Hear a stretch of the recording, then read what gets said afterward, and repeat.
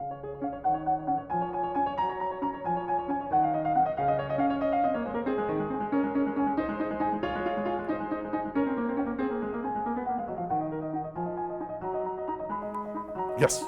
So, Russian aristocracy at the time was educated French, so they were accepting French culture before this war. So, Bagration was kind of. He was a Georgian anyway. Anyway, he had a classic education at that time, which was in French, and like, French culture was considered kind of the best. So he was, I would say, a bit biased in this case. The question is that Russian aristocracy was educated in French culture. The answer is he was not really part of Russian aristocracy. He was a Georgian prince, not very well educated. The attitude of Russian aristocracy toward the French changed dramatically during Napoleonic Wars, and they were not, they were monsters, right? This is the time when, right, literally at that time, where Rostopchin, the governor of Moscow, publishes leaflets describing French as, servants of Antichrist, killing them is a wonderful thing. No. What Bagration saw was not superior cultural thing. In any case, grenadiers, even 57th Grenadiers, were not famous for their cultural accomplishment. What he saw was heroes dying. And that's what he was reacting to. By the way, he gets killed right there. Or at least he is wounded heavily and taken off the battlefield and eventually dies. So shouting bravo could be a very risky thing in this situation. Nevertheless, I think it was a beautiful thing to do. I don't know whether, but it's not. He was not a Francophile. At that time, there were no Francophiles left in Russia. It's, when you're invaded, your sympathies somehow dramatically change. And they were fighting Napoleon since Austerlitz for for 10 years, they're sort of fighting and fighting and fighting. Or even before, after all, Suvorov was fighting French forces. So, no, you're thinking about sort of Russian aristocracy, maybe in 1820, и все Кузнецкий мост, вечные французы, that was a bit later. Yes? So the topic of heroes is very interesting. It's obviously, we have heroes in Greek mythology and basically every mythology, and we have superheroes today, and you could talk about Silicon Valley and various figures that are kind of heroes of Silicon Valley. I don't mean that they're literally heroes, but just, iconic figures. So clearly this is something people want to do. People like to heroify individuals, but is this good? Is it bad? Well, I think that's what Homer tells you. Yes, the question is it good to be a hero? Are heroes good? I think that's what is so remarkable about Homer. This is the first book. It's about heroes. And he shows you heroic behavior. The people with huge egos who are prepared to do just about anything to be on top. Are we any different whether we are the leaders of the valley or at the very bottom? The message of Homer is no. Right? There are people, of course, we are very blessed. If I had $29 billion, I cannot imagine the evil I will do. They say, oh, but they do good. But at least not in Silicon Valley. Look at this beautiful architecture we created. What's the greatest thing? Stanford Shopping Center. Right? No. Time of Medicis is long past. Is it so strange? No. The power corrupts. That's what. I mean, the words are 19th century words by Lord Acton. Power corrupts and absolute power corrupts absolutely. But it goes back to Homer. He shows, yes, Achilles is powerful. Yes, Agamemnon is powerful. And they are prepared. Agamemnon is prepared to humiliate Achilles for no point. I mean, he knows the consequences. This is his best fighter. Shouldn't he somehow please him? No, because I am greater man than he is, says Agamemnon, time and time and time again.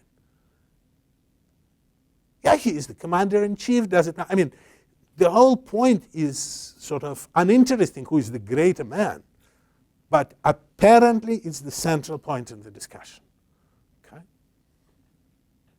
It happens in Silicon Valley time and time and time again. You hear somebody saying, why is this, pardon my French, asshole has more money than I do?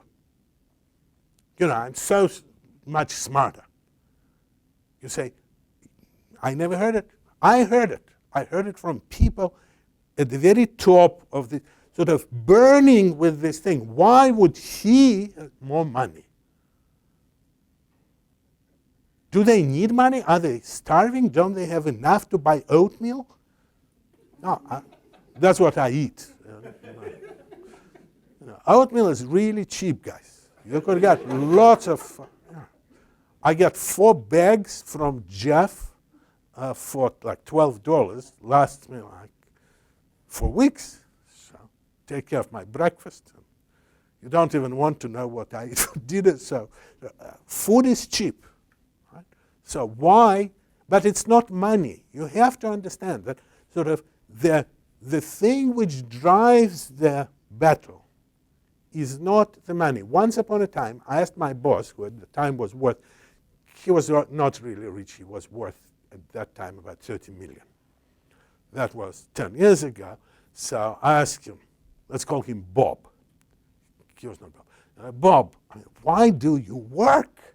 Because, I mean, you know, I come from this idea of oatmeal, you know, 30 million of oatmeal, put lots of oatmeal. So, and he looks at me very seriously and says, Alex, it is the score. It is the only score. It is about winning. He thinks that there is this score someplace. And if your score is not big enough, you lived for nothing. Right? I didn't know. I mean, and by the way, I could go on and on. Then I was young and naive. I met many more people like that. It's the score. So, and you have to remember, if you have enough money for oatmeal, maybe money is no longer important. After all, it's the shelter. Clothing is very cheap, especially if you use Goodwill. And, you know, food is effectively free. Yes? Achilles knows he's going to die. He does. He keeps saying that. And every action he does, in some senses, is his legacy. He doesn't have to die, by the way. He knows that if he sails back, he's not going to die. He chooses it. He chooses it. For, again, this is why he's not sailing back, but it's being number one. He doesn't want to be, you know, just successful minor king. So my question is, what is it that Homer is telling us, given that we're all mortal, and every action we do is our ultimate legacy? What are we learning from Achilles? What are we learning from Achilles? I could tell you what I am learning from Achilles, and the lesson is that being an asshole is really a bad idea. This is a very direct, that hubris is a destructive, terrible force. Dragging, if I kill Anil and drag his body around A9, even if he abandoned me, he did, everybody knows that, he abandoned me. But it would be wrong, it would be ugly. Yes? To show that I'm stronger than I knew is pointless. Right? That's what I learned from Achilles. Yes. Sorry, Anil, I promise not to kill you. You brought up a couple of really important points that are kind of social issues. One of them is that right now we equate wealth with heroic behavior in the absence of any other scorekeeping method. But if money were not the score, if tomorrow capitalism, the idea that that anything more than money for oatmeal and clothes were the measure of being heroic, being a good person, what would that measure be? I mean, as a function of the imagination. It's a wonderful question. We're going to discuss it in a few lectures when we talk about Aristotle's ethics. Because I really, and again, don't forget, I'm not going to tell you what I believe, because what I believe is irrelevant in some sense. But I'm going to tell you the answer of great Greek philosophers, for whom, again, what they did, you're going exactly the same thought process as they did. They read the book, and they said, what does it mean? What is good? Is it to humiliate the enemy, which is good? Is it to assemble money? They even discuss that. Is it to... They go through all the choices.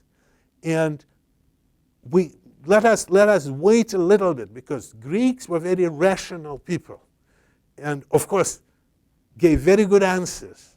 And then we will see how these answers play along later. It's a great question. But, yes? So my understanding is that we have this ideas which you already kind of described, and I think we also have a sort of a fatalism, like something which is predisposed by gods in the Homer story, and we do have the same kind of mixture in others mythology, but there is something unique in Greek mythology, or is it? Like a different... Well, there is a lot. What is unique in Greek mythology? Well, I don't know about Greek mythology, guys. I'm not talking about Greek mythology.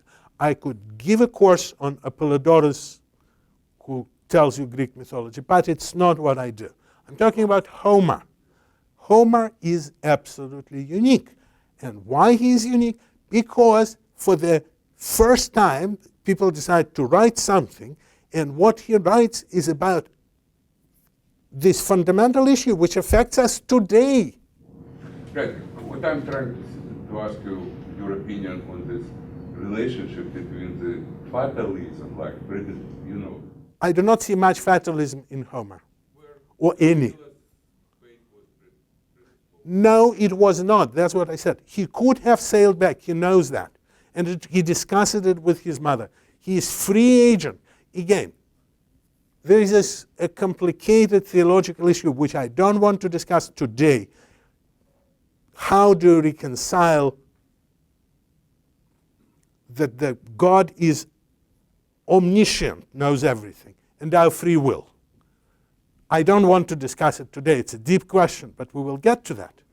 But it's very clear in Homer. This is what, guys, I urge you to do the following thing. Whatever you know about Greek mythology, forget and read Homer. Because Greek mythology is amusing. Homer is life-changing. That's very, very different. Yes? But Hector clearly sees that this is all going to be futile from the very beginning. Yes, but he is not sure, and he repeats time and time again. We shall see, when, for example, read his conversation with Patroclus. He killed Patroclus, and Patroclus says, well, Achilles will get you for that. And he said, we shall see. He is not certain. It's not written, quoting from a famous movie. So isn't this kind of thing different from, say, Mahabharata heroes and their... Well, is it different from Mahabharata?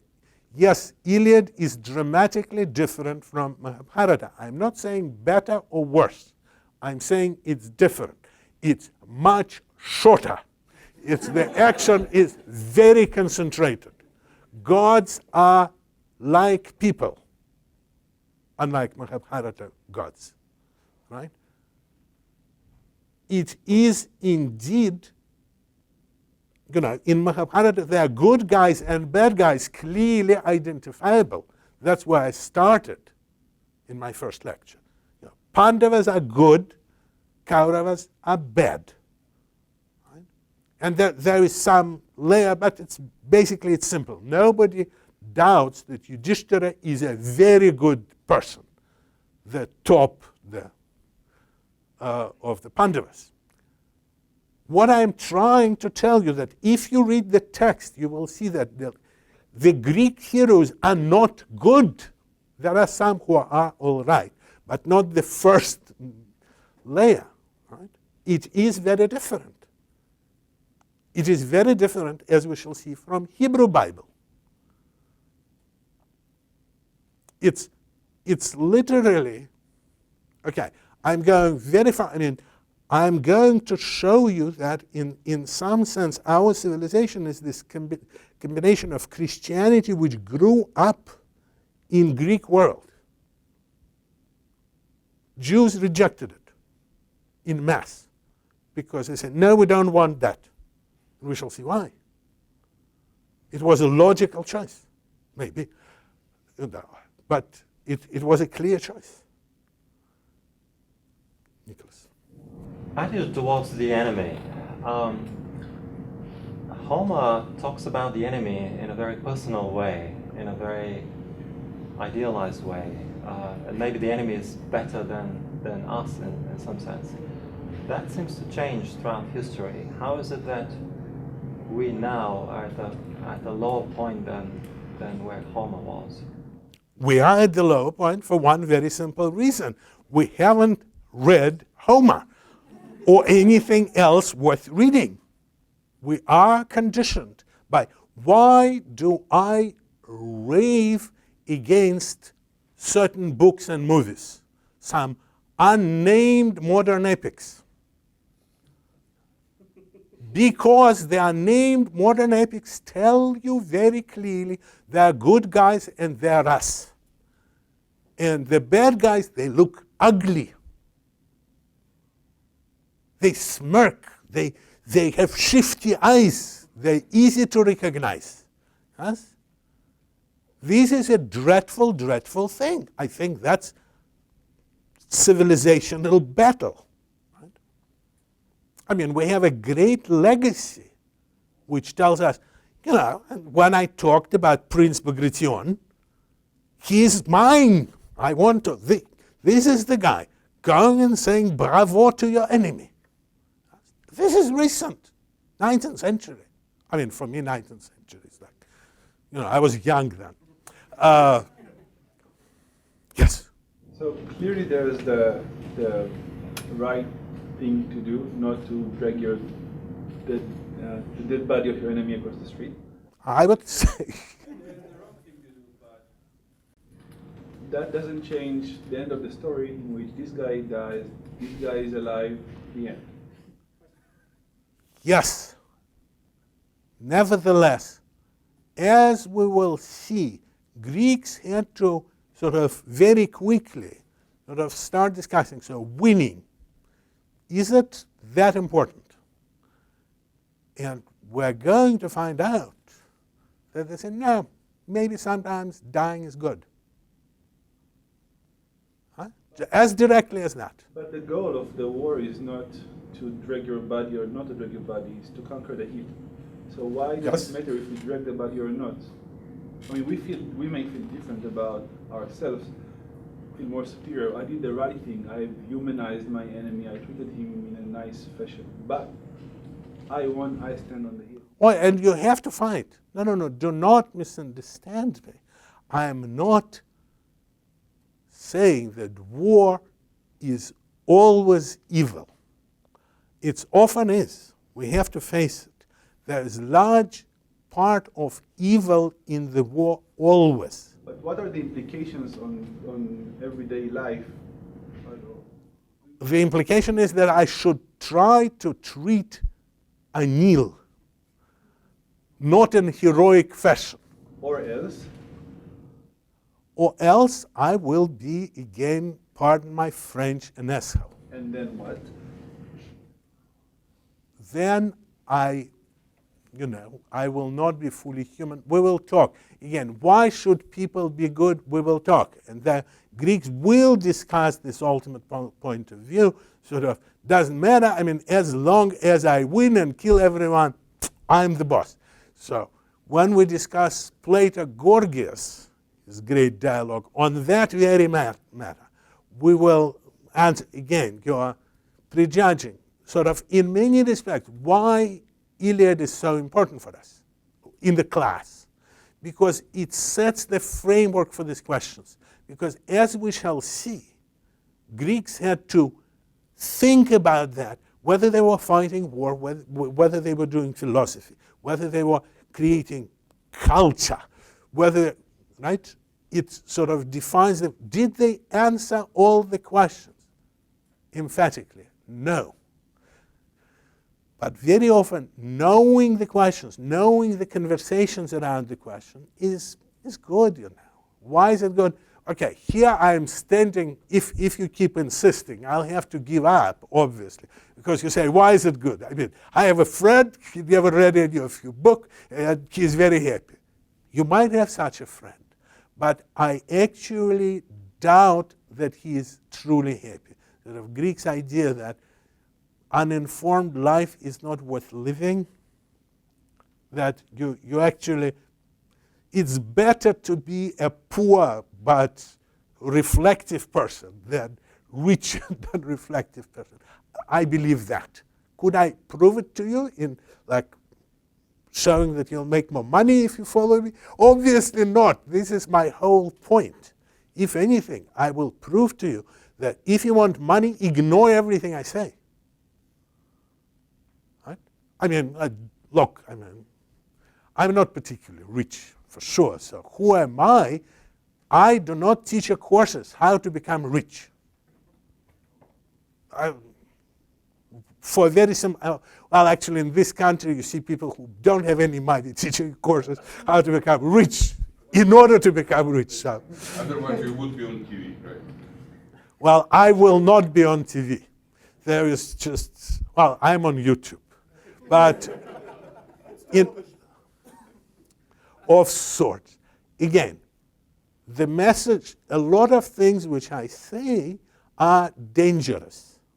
They are truly dangerous because the powers that be want you to believe in these other mythologies because otherwise, you cannot be controlled after all.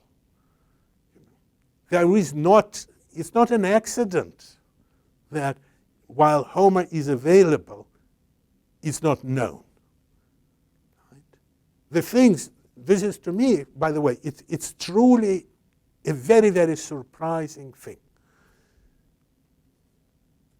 Some of you might know, I come from Soviet Union. Evil empire. So when I was in the evil empire, certain books were not accessible. And people read them. Now, I come to the United States. All these books are very accessible, and people do not read them, which is a paradoxical sort of thing, but true. Right? The system, you could I think I already said, you could eliminate books in two ways. You could burn them, shred them, or you could make them one of million books. Then nobody will read them. Iliad was not prohibited in the Soviet Union. Iliad was not prohibited in the Soviet Union, but it was not part of any curriculum. And effective circulation of Iliad, if you look at, say, literally monument edition of Iliad, wonderful edition, 30,000 copies for Soviet Union, considering that Lenin was printed with, right? A lot of stuff was for, in case of Plato, we have 48 years of no Plato. Then they allow, but in a very special way. You know, I'm not even going to mention Thomas Aquinas. Trust me, he was not easily available. Or the Bible, which, by the way, was published in Soviet Union. You might not know that, but there were 2 editions. Well, nobody saw them, but they did exist. Yes. In terms of the actual cause of Trojan War, how important do you think it was to elaborate on the points? Could it be just a regular war where they wanted to conquer territory? Does it make a difference? It is very important for the book in the following sense. It allows Homer to create a situation where war could be terminated at any given moment. Right, so remember I was talking about that Hector is a heroic guy, but he's not quite heroic guy. He knows there is a war going on because of his, horrid brother, whom he dislikes, and tells him, the cowardly brother. But he would fight. Even knowing full well that the war could come to an end. I mean, if you read the book, there are moments where it's just, okay, let's settle. Helen, please go. And she doesn't mind. She wants to go, actually. She's sick and tired of this situation. She sort of loves them both, women. But sorry, it was no. But she loves them both, but she's disgusted. She has very warm feeling for Greeks. The text is remarkable. Again, view the text as precisely setting this psychological moral map of the thing. Don't think in terms of either mythology. It's not about mythology. Nor do think in terms of real war. It's the deepest book precisely because it doesn't care about things like that. He often ignores mythology, makes it up, whatever.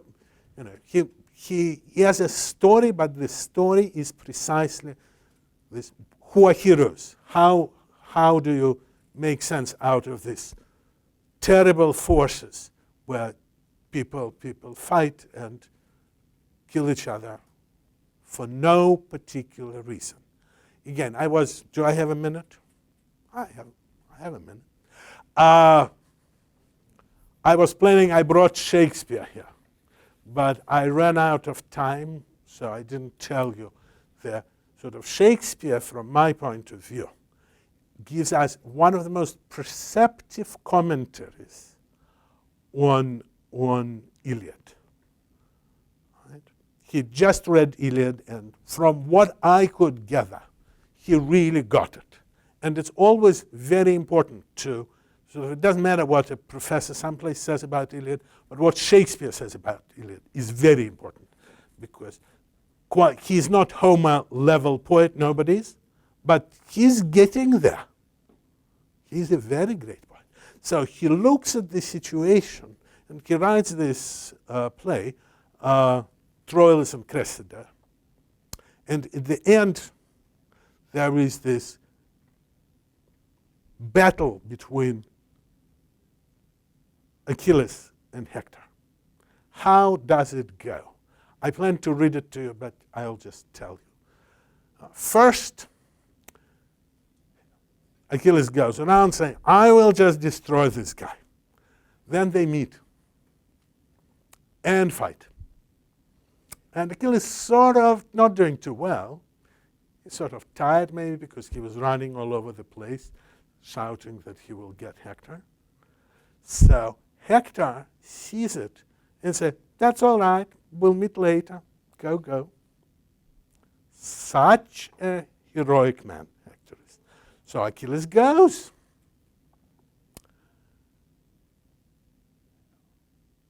Hector, in the meanwhile, this is, Shakespeare is relentless. You think, okay, he will let Hector to be a hero. No, he cannot do that. Hector just let Achilles go because he's tired, he's not going to win because he fights a guy who is not at his full strength. And here he turns, and here goes someone, maybe I knew, I forget, with a beautiful armament. And Hector says, wait, because he wants his armament. I mean, forget Achilles, forget the war. He wants his armament. He gets him. He gets the armament, drags the body, and starts changing. He wants to put pretty stuff right now because he would look so good, wouldn't he, in this new armor. So he removes his armor, puts away the sword. Achilles comes with myrmidons. And Achilles says, go and kill him. No, he doesn't fight him. He sends his soldiers to kill him. And Hector says, I am unarmed. I am naked. And Achilles says, yeah, kill him. And guess what? They kill him. And Achilles says, go and proclaim, Achilles just killed Hector. Okay, that's heroes to you. So Shakespeare got it. Did he follow Homer? No. I mean, of course, it is a parody, but it's a deep parody. He shows you what heroes are. Right? Yeah, they would do that. They would, and all of that is, in many sense, plausible. Yeah, Hector might go to let go Achilles first, to be heroic because he wants to show that he is a great hero. But then he sees some insignificant guy in a nice armament run, and he will go kill him just for that. Right? Even the guy is running out. You're not supposed to hit people in the back. Well, he undresses, and here come myrmidons, and literally kill him, putting their spears through his back. And as ugly as anything. I just want to end on the high note. Things are, this is, and again, the lesson, why Shakespeare is doing it, to civilize us, right? To show that the certain things are very ugly, you ask. So you are talking about pride and greed. So I have a couple of questions on that. Yes. Based on the history books I read, pride is a must for winning wars. Second thing is you mentioned about learning more about yourself, control. Yes. Can you share any personal experience? Personal experience. I don't do personal experiences. This is, it's all recorded on YouTube. No personal experiences. What we shall see when we look at Western historical books is precisely the fact that pride leads to defeat. We will see that. Right? Personal story, which I could, other than I told you the personal story of somebody running after me, you will never work again. That's a personal story. That's pride. So, have I done things like that myself? Many times, but I'm not going to tell you. Thank you, guys.